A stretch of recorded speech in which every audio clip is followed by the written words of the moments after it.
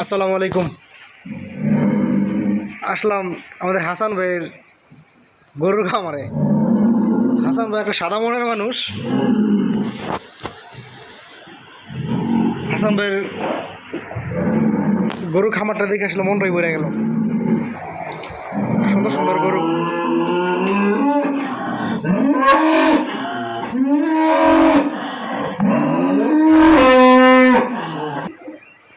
আমার অসিনা মানুষ তো আমার দেখে এডিএম করতেছে।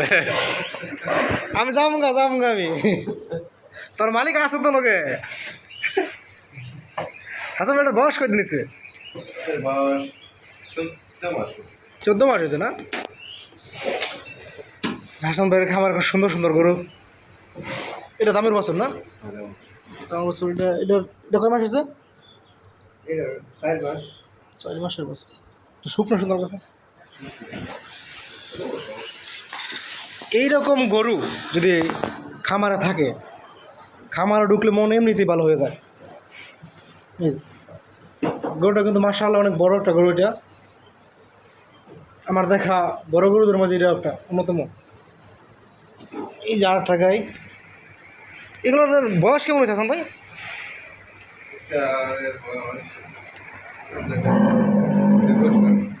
2 বছর করে।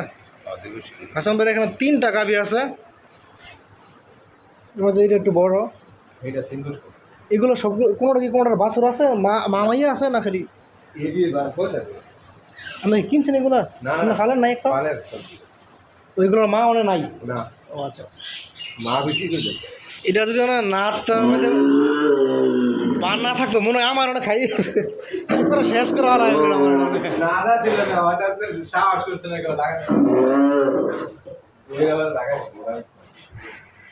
হাসান ভাইয়ের খামারটা একেবারে নিলিবিলি একটা জায়গা।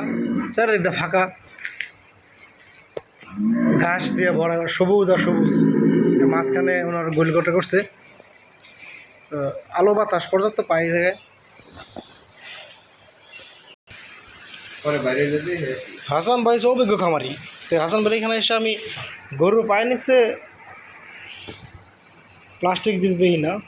হাসান ভাই তো বলতেছে যে গরু খুঁড়ো নাকি ক্ষয় হয় না। হাসান ভাই শিকল দিয়ে বানছে, শিকল কামড়াই আছে, দড়ি মনে হয় কামড়ায় কেটে লাই যেন শিকল দিছে। হাসান ভাই শিকল লাগানো। হাসান ভাই কইও মাশাআল্লাহ সুন্দর একটা গরু। আমরাও বুঝি গোয়াল বড় গরু থাকলে যে ভালো লাগে খাও। আসলে দুধের বাজারটা থাকতো না ভালো। হ্যাঁ, দুধের বাজারটাই এখন সমস্যা না। আমিও দুধের বাজার নিয়ে ঝামেলা হয়ে গেছি যে দুধ কই বিক্রি করবো।